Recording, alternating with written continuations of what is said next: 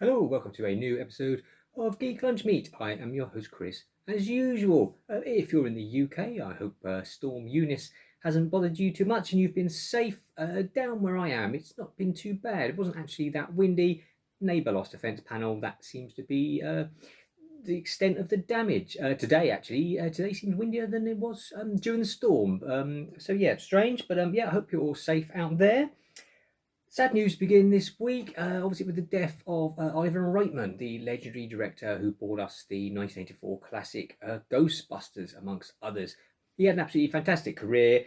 It really brought Schwarzenegger, I suppose, to the masses, breaking out of his action hero roles with Twins, Kindergarten Cop Jr., things like that. Even Evolution I enjoyed, which is basically Ghostbusters with aliens, but it's still good fun and good that he got to see last year. Finally, his son Jason bringing the Ghostbusters back to the silver screen with the original cast, with obviously Ghostbusters Afterlife.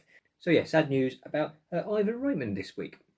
Right, so on to the news. Last week was the Super Bowl, where we usually get our whole bunch of trailers. Not too much this time. Same as last year, which I put down to COVID, but yeah, not a great deal this time either. So last week I predicted what I thought we might get, and what do I know? Completely wrong. I thought possibly they would give us an Obi-Wan Kenobi trailer, which they did not. I said they probably wouldn't give us another Doctor Strange in the Multiverse of Madness trailer, which obviously they did, and what a cracking trailer it was. And the film looks absolutely bizarre. It's got Sam Raimi all over it. Big things to come out of it was the voiceover from Patrick Stewart and the back of his baldy head. So it looks like we're getting Professor X. Now, internet's been rife. There's people saying, in the poster you can see Deadpool, you can see part of Captain Carter's shield from the Marvel What If cartoons, and all sorts of things that people say they can see, and rumors of what we're going to get. Still rumors going that Tom Cruise is going to turn up as a multiverse version of Tony Stark. Who knows? It all seems up for grabs at the moment. Spider-Man No Way Home, is still absolutely making bank at the moment by bringing in all the other Spider-Men. So yeah, why wouldn't they go the same route and bring in people from all the different franchises? Yeah, it'd be interesting to see. That is coming out May the 6th. You've got to wait for that one. We did get the trailer for Nope, Jordan Peele's new movie. Obviously, the guy that gave us Get Out and Us. Two films I really enjoy. I didn't think they were the Stone Cold classic that some people claim. They're quite sort of straightforward horror movies that fall apart towards the end, I feel, with both. I do still enjoy them. I just think he's more of a sort of ideas man, and then yeah, actually sort of wrapping up the story seems a bit odd. So Nope looks absolutely gorgeous. Pill certainly knows how to make a good looking shot, and the trailer doesn't give much away, so you're going into it not really knowing what's going on. So that comes out July the 22nd. So yeah, looking forward to that one. Looks a strange one. We also got a trailer for Moon Knight, but sort of just another little snippet, really, showing us a bit more of Ethan Hawke as a cult leader. That's obviously the Oscar Isaac Marvel MCU show that is coming to Disney Plus March the 30th on that one. Good to see as well. I read that Justin Benson and Aaron Moorhead are two of the guys that are directing some of the episodes. I absolutely love their stuff. A couple of movies they've done: The Endless and Spring. The Endless is about some kids who grow up in a cult and escape and then go back there when they're adults, and all sorts of strange shenanigans happen there. Spring is another gorgeous looking film with a guy that falls in love with a girl on a holiday, and she's not all she seems to be. They also did some episodes of Loki. Yeah, they do really good stuff. So yeah, looking forward to their work on Moon Knight. We did get the trailer for Lord of the Rings, The Rings of Power, Amazon's massive Lord of the Rings show that's coming September the 2nd. And I must admit, for a show that apparently is $1 billion they've spent on it, the most expensive TV show in history, I was quite underwhelmed. If you didn't know, you wouldn't even know it was Lord of the Rings. I don't think in places. It looks very generic sword and sorcery fantasy style. Yeah, there were no big moments, nothing that made me really, I don't know. It's almost as if, I mean, the show's out in September. They've been working on it for ages. It's almost as if there wasn't enough finished effect shots or enough decent footage to put a really good trailer together. So yeah, strange one that one. Have a look. See what you think. Comment below. If you'd like to subscribe as well, that would be absolutely fantastic. Give us a thumbs up if you like what you're seeing. Helps out the channel. But yeah, Lord of the Rings, Rings of Power. It's not blowing the skirt up at the moment, as they say. We've also got this week, finally, release dates for Stranger Things Season 4. They release some posters and they tell us that it's coming out in 2 volumes. Volume 1 is the 27th of May. Volume 2 is the 1st of July. Apparently they've split it because apparently it's very long. It is longer than any of the previous seasons. So they said in order to get it out timely, they've had to split it. So otherwise presumably we'd have to wait till like August sort of to get the whole thing all together. So I'm more than happy that they've done that.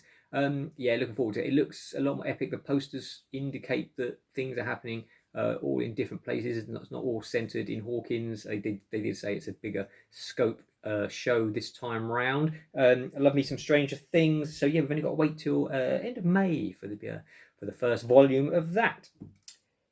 Some more news. We didn't get an Obi-Wan trailer, but we did find out this week that John Williams is returning to compose the theme tune, which is fantastic. Obviously, he turned 90 last week, and more John Williams music is always good, especially John Williams Star Wars music. Since his Rise of Skywalker music, all we've had is the Galaxy's Edge theme that plays in the park at Disney, and he did the solo theme that was before Rise of Skywalker, wasn't it? Which is also great, but that's the only things he's done. And he's now doing a theme for this. He's not doing the whole soundtrack. Just the main theme, apparently. But yeah, can't wait for that. 25th of May, we're getting Obi-Wan. Fingers crossed it's a bit more coherently put together than the Boba Fett show. I imagine it will be. I think it's quite their flagship one. Getting in Ewan McGregor back and Hayden Christensen. I think they've spent quite a bit of money on it. I think it's only 6 episodes as well, so I imagine it's going a lot more.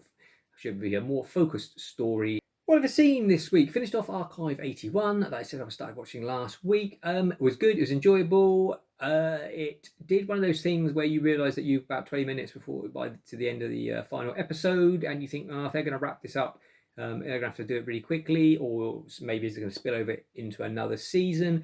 And it sort of had one of those Twilight Zone-esque endings where you could just leave it as it is and go, oh, there you go, bit of a twist. Ooh, who knows what's going to happen next? Or it lends itself into a second season. Netflix, like everyone else, will look at the viewing figures, is all it boils down to, whether or not it will get another season. But yeah, it's some good sort of ancient cults and summoning up demons from other dimensions and things like that. A bit of a Lovecraft feel to it. Reminds me of some of the Hellboy comics and the Hellboy spin-off Witchfinder, where it's Edward Grey investigating freaky cults in the in Victorian era. A bit like that. It's got some good vibes. Enjoyed that. Quite creepy.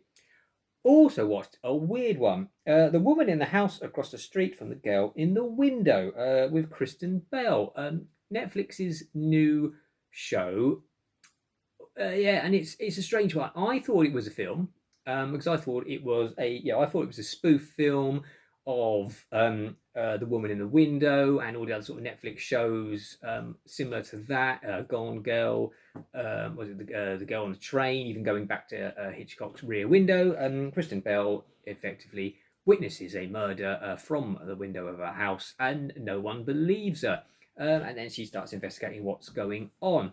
And it's weird because it's got every cliche in the book from those sorts of stories, as you'd expect in a parody, in a spoof. But it's almost like someone played it straight and left a lot of gags out. But then it does some. Each episode sort of has one really strange sort of laugh out loud moment of sort of quite surreal humour, and then the rest of the show sort of plays it straight again. It's very strange. I was expecting a sort of Naked Gun style spoof, and there are bits where you just suddenly expect someone to say, surely you can't be serious. And Kristen Bell says, yes, I am, and don't call me Shirley. I mean, it's got moments like that. There's a sort of running gag. I mean, the story is that her daughter has died and her husband's left her. It's all very serious stuff. But the sort of running gag is on sort of how her young daughter died. It's very dark and it's played for laughs. Yeah, and it's just very bizarre. It was quite enjoyable. It's not massively funny. I say apart from these sort of standout, really weird moments. So yeah, I mean, I don't know whether to recommend it or not. If you, I mean, it's 6 episodes, they're only 25 minutes long, so you're not investing a large amount of time in it. Kristen Bell's very watchable as always. If you like those sort of dramas, you can sort of take it as one of those cheesy dramas, but then there's just some odd comedy moments thrown in. So yeah, the woman in the house across the street from the girl in the window. A weird one on Netflix, but yeah, give it a go if it sounds your thing. Maybe it will be. Who knows? That's probably about it for this week. Thanks to everyone who has a load of subscribers during the week. Thanks to the Building the Razor Crest model kit videos. Part 3 of that should be coming up shortly. So yeah, take care, and until next time, eat geek and be merry.